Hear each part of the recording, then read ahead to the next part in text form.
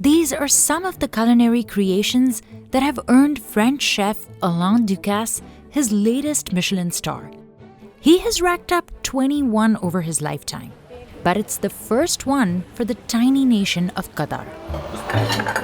For decades, the Michelin Guide focused mostly on Europe and a few cities in the US. Famous chefs are said to have sleepless nights just before its publication. But they're trying to diversify, as more and more people are turning to food influencers for recommendations. Ooh, wow, this is not a conventional baklava. The recent recognition has inspired local Qatari chefs to aim for the stars too. My dream to get the Michelin star. I hope. But running upscale restaurants in the middle of the desert, where almost nothing grows, is expensive and a hard sell. So, how do you build a culinary powerhouse in a harsh climate? And what does it take to earn a star? Here at Idam, chef Fabrice Rousseau leads the kitchen, bringing Ducasse's vision to life. My involvement is creating the menus, because I have two sous chefs that help me with that. But at the end, I'm still checking everything every day. Today, Fabrice is preparing his favorite dish, a sardine tartare. He seasons it with piment d'Espelette and adds a smoked mackerel vinaigrette. Next, he tops it with a generous amount of caviar and garnishes it with lemon gel. It brings some kick, it brings some freshness. To finish, he adds a little touch of luxury, a gold leaf. Presentation has its importance, but I believe the flavors are much more important actually. So the first, when you eat a dish, you eat it with the ice, but at the end, the taste will win on that. Idam offers two menus, including a prefix experience menu for just over $200. It changes seasonally and includes dishes like lightly cooked carabineros from Spain with crystal caviar topped with a bisque. Ducasse spent 2 years researching Qatar's culinary roots, sharing meals with home cooks and learning nomadic traditions to develop a menu that is a balancing act between two cuisines. Alors très certainement, c'est de la haute gastronomie avec l'ADN français, mais au goût qui est susceptible de séduire les clients locaux. This kind of innovative cooking is what caught the attention of Michelin. The restaurant rating system dates back 125 years, and it began far from the kitchen. Michelin, a French tire company, started handing out red booklets to drivers with tips on where to refuel, fix a tire, or grab a decent roadside meal. Then in 1926, it began rating restaurants across the country. 5 years later, the current system was launched. 1 star meant worth a stop, 2 meant worth a detour, and 3, worth a special journey. Famous chefs are said to have sleepless nights just before its publication, in case they lose one of their coveted stars. A network of Michelin inspectors dine anonymously and judge restaurants on 5 universal criteria. The quality of the product, the mastery of cooking techniques, the balance and harmony in flavors, the personality as expressed on the plate, and last but not least, the consistency. But critics of the guide argued that the recommendations were too high-end.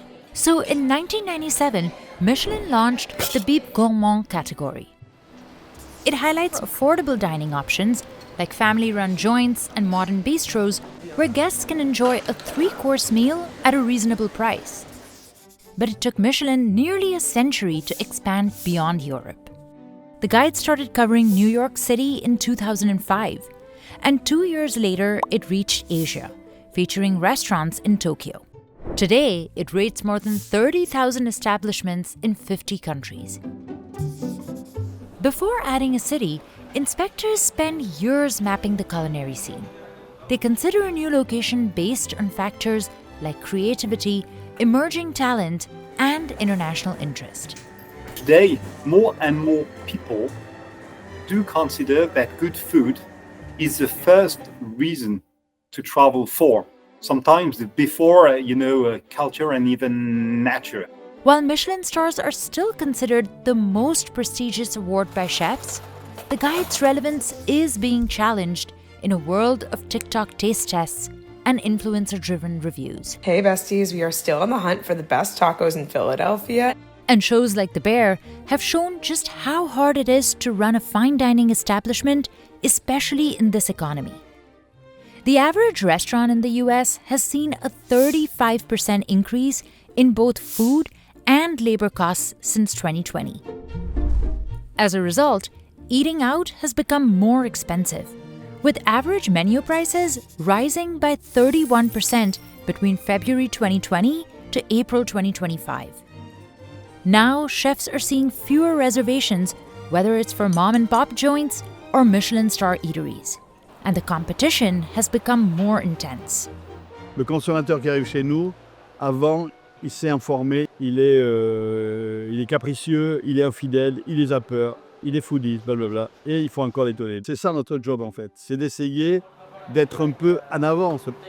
That's why Ducasse launched a second restaurant in Doha, G1, that's less fancy than Idam, but still pretty luxurious.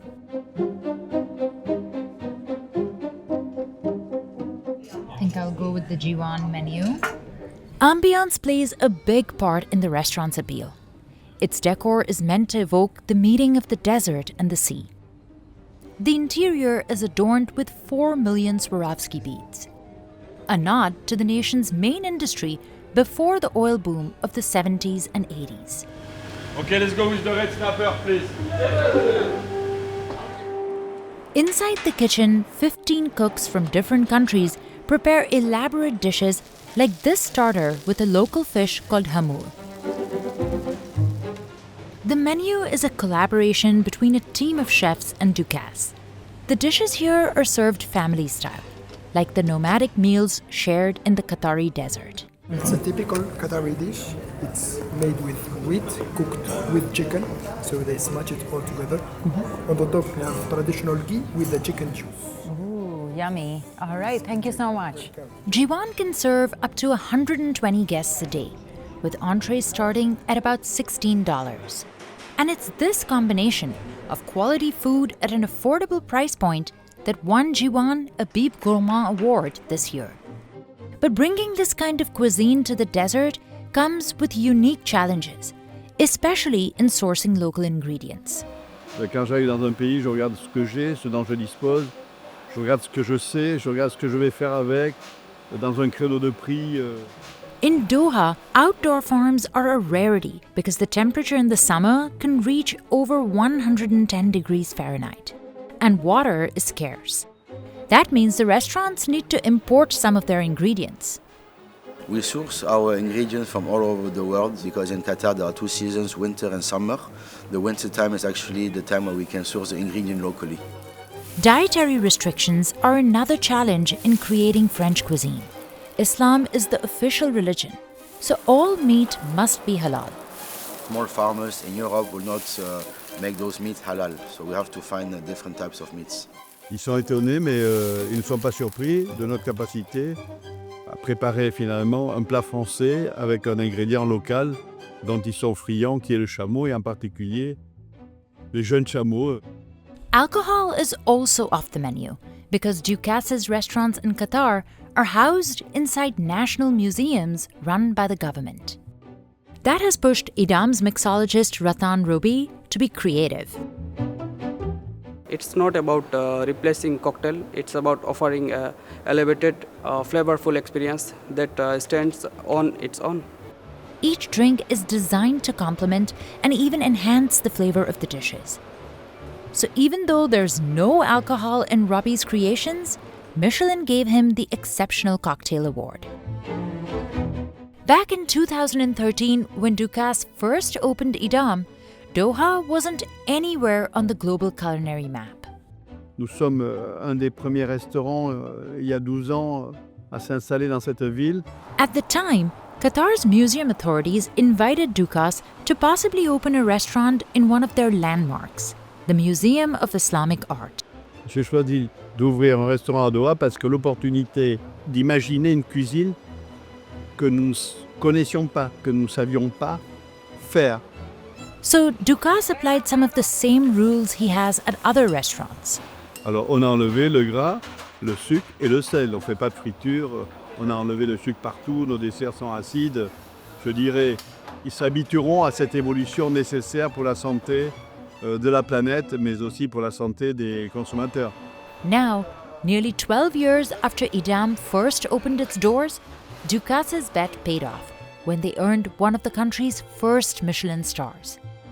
And his success is also boosting Doha's culinary identity as the city tries to compete with Dubai across the Persian Gulf. These days, restaurants from world-famous chefs like Jean-Georges, Gordon Ramsay, and Danny Garcia all have locations in Doha.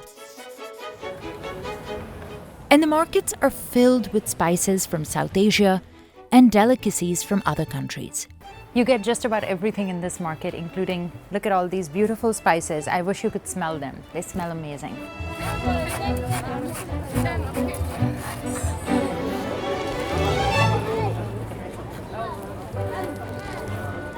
Very savory and buttery.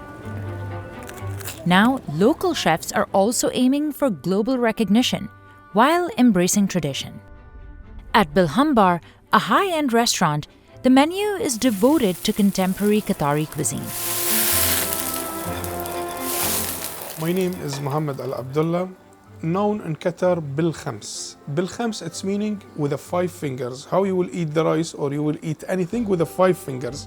In Instagram, Snapchat, TikTok, most of the social media, my name it's Bil Khams.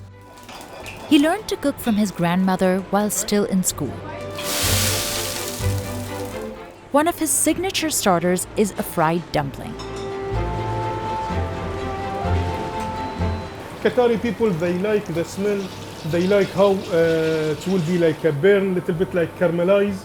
Today, Chef Mohammed leads a 75-person team, including 31 kitchen staff who come from India, Nepal, and the Philippines. And he's even added some of their flavors to his menu. The restaurant serves up to 1,200 guests on busy nights.